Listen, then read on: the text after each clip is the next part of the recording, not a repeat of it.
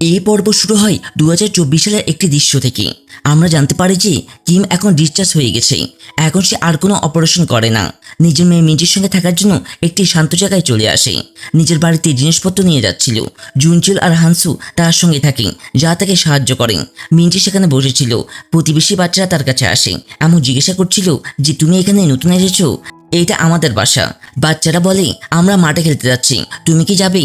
পরদেশে কিম দেখেছে এখানে মিঞ্জি নেই। তারপর তারা দুই বন্ধুর সঙ্গে তাকে খুঁজতে থাকে। মাঠের দিকে যাই, যেখানে বাচ্চারা মিঞ্জিকে বলছিল যে আমরা লুকোচুরি খেলবো, তুমি গিয়ে লুকিয়ে পড়ো। সবাই লুকিয়ে যাওয়ার পর মিঞ্জি দেখেছে কাছে একটা বাড়ি আছে, এমন তার একটা ঘরে চলে আসে। আমরা তিনজন নায়ককে দেখি, যেটা এখন মিঞ্জিকে খুঁজছিল, কিন্তু সে মিলছে না। বন্ধু বলে হয়তো সে বাড়ি ফিরে গেছে, আমাদের সেখানে যাওয়া উচিত। পরে কিম বাড়িতে আসে, কিন্তু মিঞ্জি সেখানেও নেই। মিঞ্জির ঘরে মালিক আসে, দেখেছি এখানে কেউ নেই, তালা লাগিয়ে চলে যায়।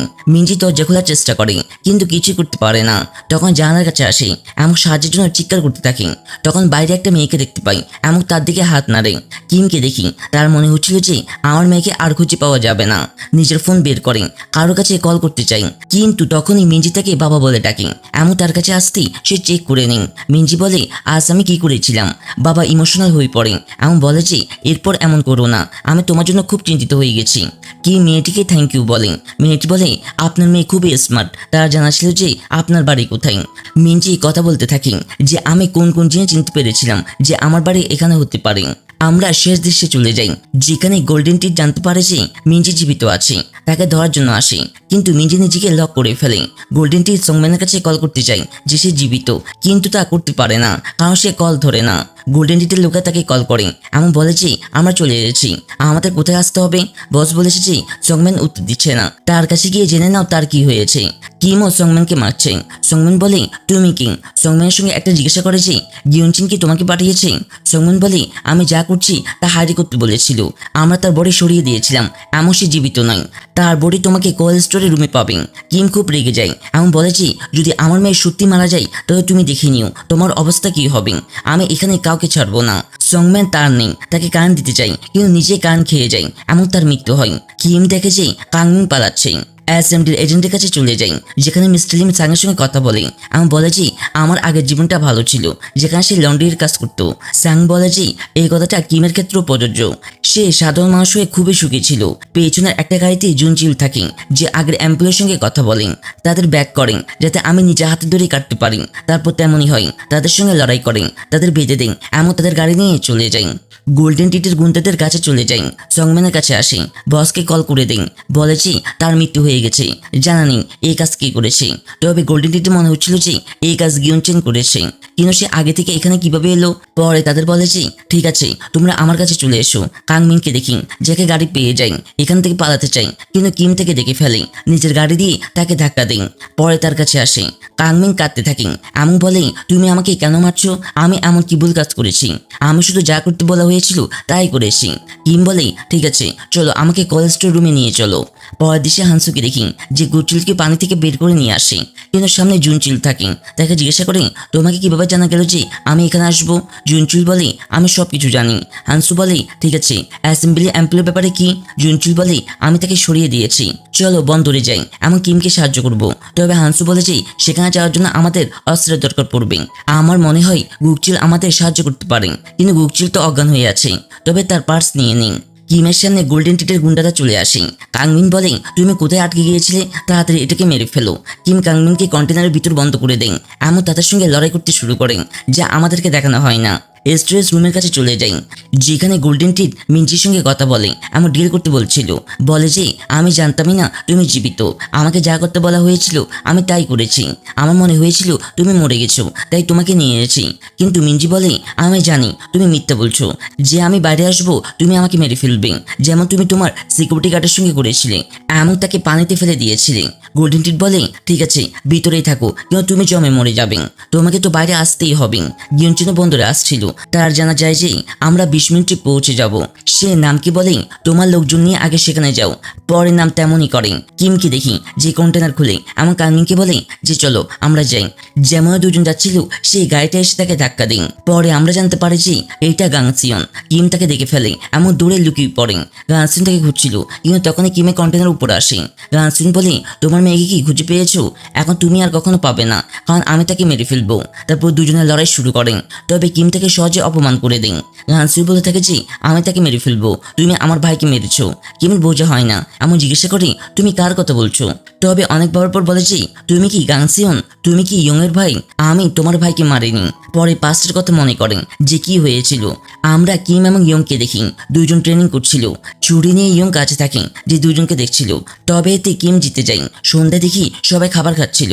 কিম ইয়ং এর কাছে আসে, তাকে খাবার দেয় এবং বলে তুমি তো প্রতিবার হেরে যাও, তুমি বেশি খাবার খাও। ইয়ং আবার খাবার নিয়ে নেই।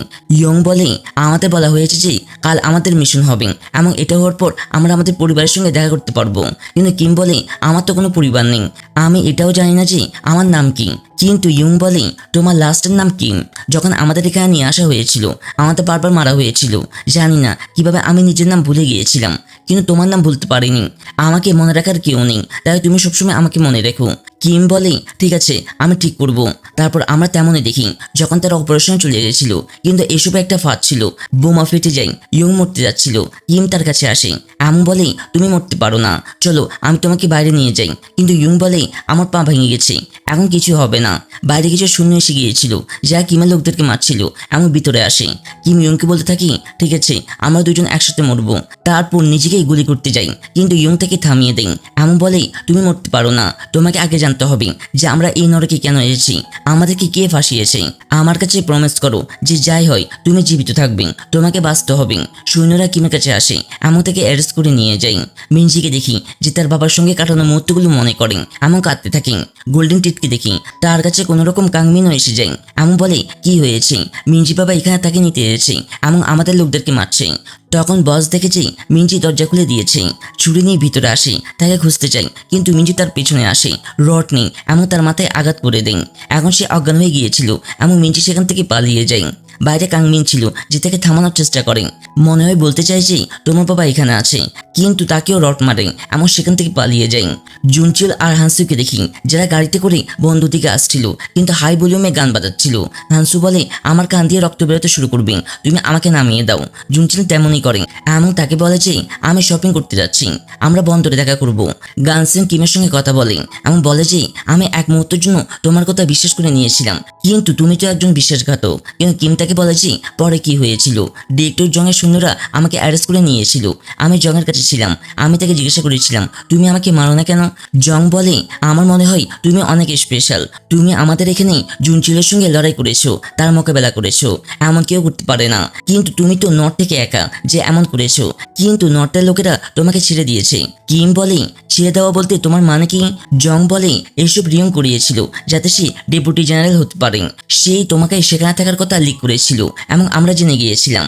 বর্তমানে গাসিয়ং কিমকে মারতে আসে, তাকে ছুরি দিয়ে মারতে আসে, কিন্তু কিম কিছু করে না এবং তাকে বলে তোমার ভাই মরতে গিয়ে কি বলেছিল, যাই হোক জীবিত থাকতে হবে। গানসুন মনে করে যে যখন আমার ভাইকে গ্রাম থেকে নিয়ে যাচ্ছিল তখন সে একই কথা বলেছিল। এখন কিম চলে গিয়েছিল। মিনজিকে দেখি যে সেখান থেকে পালানোর চেষ্টা করে, কিন্তু দেখে যে সামনে 2-3টি গাড়ি এসে যায় এমন তাতে নাম দেখে ফেলে। তার জানা ছিল যে এই কিং, পরে তাদের কাছে যায় না এমন অন্য লোকেশনে চলে আসে। কিমকে দেখি যে গোল্ডেন স্টোরেজ রুমে চলে আসে, নিজের মেয়েকে খুঁজছিল কিন্তু জানতে পারে যে সে এখানে নেই। কিন্তু সঙ্গে দেখে যে সে কিছু লিখে গেছে যে বাবা আমাকে ক্ষমা করে দিও, আমি খুব ভয় পেয়ে গিয়েছিলাম। এখন তার জানা চায় যে আমার মেয়ে জীবিত আছে। তাকে খুঁজতে বাইরে আসে, তার নাম ধরে চিৎকার করেন। একটা কন্টেনার উপরে ছিল, আশেপাশে দেখছিল, কিন্তু তখনই তাকে মিনজি দেখা যায় যে দেওয়ালের ওপার দিয়ে বাইরে যাচ্ছিল। সে নিজের মেয়েকে চিৎকার করে ডাকে কিন্তু সে তার আওয়াজ শুনতে পায় না। কিম পরে একই লোকেশনের দিকে দৌড়ায়। নাম আর তার লোকেদেরকে দেখি যারা সংম্যানের কাছে আসে, কিন্তু দেখে যে তার মৃত্যু হয়ে গেছে। অ্যাসেম্বলি এজেন্টদেরকে দেখি যারা গুকচিলের কাছে আসে, আমি জিজ্ঞাসা করি তুমি কি ঠিক আছো? গুকচিল বলে আমার কি হবে, কিমের ব্যাপার কি? তারা বলে দিয়েছে যে সে বন্দরে আছে, হানসু পালিয়েছে। সে বলে ঠিক আছে, জিনচুরির ব্যাপারে কি? তাকে তো অ্যারেস্ট করে নিয়েছে, কিন্তু তারা বলে যে সে এখন পালিয়ে গেছে। তাদের উপর চিৎকার করেন এবং বলে যাই হোক আমাদের তাদের ধরতেই হবে। সাং বলে আপনার পাশ সেখানে পড়েছিল, দেখে যে তাতে কোনো টাকা নেই। তখন তার ফোনে মেসেজ আসে, এমন জানতে পারে যে তারা আমার টাকা দিয়ে অনেক শপিং করে নিয়েছে। পরে চিৎকার করেন। আমরাও দেখি যেখানে জুনচুল জিনিসপত্র নিয়ে নিচের গাড়ি লোড করছিল, হানসুকে কল করেন এবং বলে যে আমি বন্দরে যাচ্ছি, তুমি চলে এসো। হানসু এক মহিলার কাছে আসে, স্কুটি কিনতে চাই যাতে আমি বন্দরে যেতে পারি। তাকে টাকাও দিয়ে দেন। তবে মহিলা তার আউটফিট দেখে এমন বলে তুমি এটা পরে যাবে। পরে তাকে চেঞ্জ করে দেন এমন সে স্কুটি নিয়ে চলে যায়। কাংমিন তার বসের কাছে আসে এমন বলে তুমি কি ঠিক আছো? কিন্তু তখনই নাম আসে, তাদেরকে মারা শুরু করে। এমন গোল্ডেন টিটকে বলে যে মেয়েটার বডি কোথায়? কিন্তু সে বলে কোন বডি? মেয়েটা এখানে নেই, সে জীবিত আছে। নাম তার লোকদেরকে বলে যে যাই হোক তাকে খুঁজে বের করো। তবে এই তথ্য নেওয়ার জন্য তাকে আগে টর্চার করেন। নিজের লোককে বলে যে এটাকে দেখতে থাকো যাতে সে না পালিয়ে যায়। গোল্ডেন টিটকে দেখি যে ছুরি বের করেন, কোন রকমে লোকটাকে মেরে ফেলে এমন সেখান থেকে পালিয়ে যায়। মিঞ্চি এখন লিফট চাই এমন একটা গাড়ি থেমে যায়। আমরা কিমকে দেখি যে রাস্তায় চলে এসেছে, কিন্তু তাকে মিঞ্জি মেলে না। পরে সাঙ্গের কাছে কল করে দেন, নিজের লোকেশন বলেন এবং বলে যে আমি মিঞ্জিকে এখানে দেখেছিলাম, প্লিজ তুমি চেক করে বলো সে কোথায় আছে, আমি পরে নিজেকে সিলিন্ডার করে দিব। সাঙ্গের আর মিস্টার লিম এই কথাগুলো গুকচিলকে বলেন, কিন্তু গুকচিল বলে যে আমরা তার কথা কিভাবে বিশ্বাস করতে পারি? কিন্তু সব এমপ্লয়ি বলতে থাকে যে সে খুবই ভালো মানুষ এবং আমার মনে হয় সে তার প্রমিস পালন করবে, কারণ আমরা এখনো দেখে আসছি যেখানে যেখানে তার মেয়ে ছিল সেখানে কিম ছিল। গুকচিল বলে ঠিক আছে, এর মানে হলো তার মেয়ে তার দুর্বলতা, তাহলে তো আমাদের তাকে কিডন্যাপ করতেই হবে যাতে সে নিজে আমাদের কাছে চলে আসে।